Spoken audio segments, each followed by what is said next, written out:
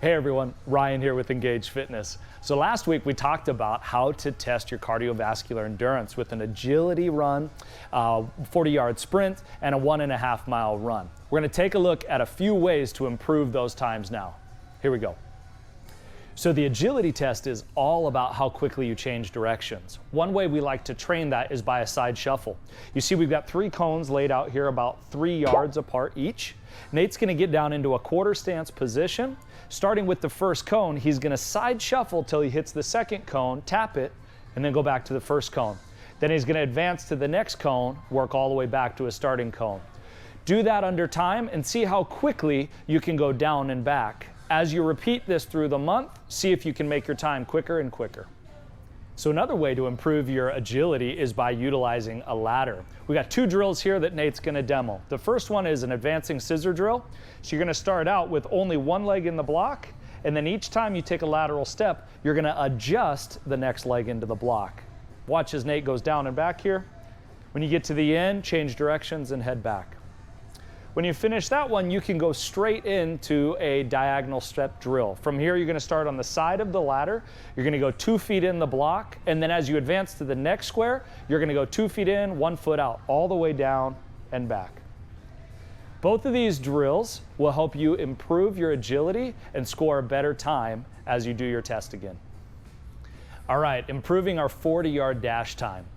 We want to make sure as we're training for our 40-yard dash that every move that we do while cross-training is done with explosiveness. For example, on a block step up here with Nate, he's going to float the top leg, he's going to drive that down and lift the other leg up as high as he can, try and create some explosive power there. Again, all we're trying to do is prepare the body for that sprint speed. So on a block step, trying to get some air. If you're doing a squat pattern, you're going to want to come down nice and slow and controlled, and then explode on the way up. Try and engage those fast twitch fibers. Really, it's all about the power that you're producing in the eccentric part of the motion. Also want to make sure in trying to get quicker with your 40-yard dash that you're doing some running intervals. For example, you may do like a classic Tabata, which would be a 20-second sprint and a 10-second rest. If you did that 8 rounds, that would be 1 Tabata. All right, improving your 1.5 mile pace. Take the time that you scored when you tested yourself, divide it into 3. That's going to give you the average time for every half of a mile that you ran. You want to make sure now that as you retest and rerun those half miles, that you're getting a little quicker pace than what you did on your initial test, right? So if your half mile pace was 5 minutes, for example, you may want to try and run it again at a 4-minute and 30-second pace. Do that 3 times, now the volume will have been 1.5 miles. So how often should we do this kind of 3 half-mile runs? Well, we want to increase our volume. A great place to start would be to try and do that 3 times a week. So 3 half-mile sprints at a quicker pace than your initial test, and then 3 times a week.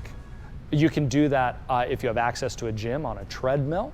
You can do that while you're out on a trail run or running around your neighborhood. The big key component is that you get that volume in.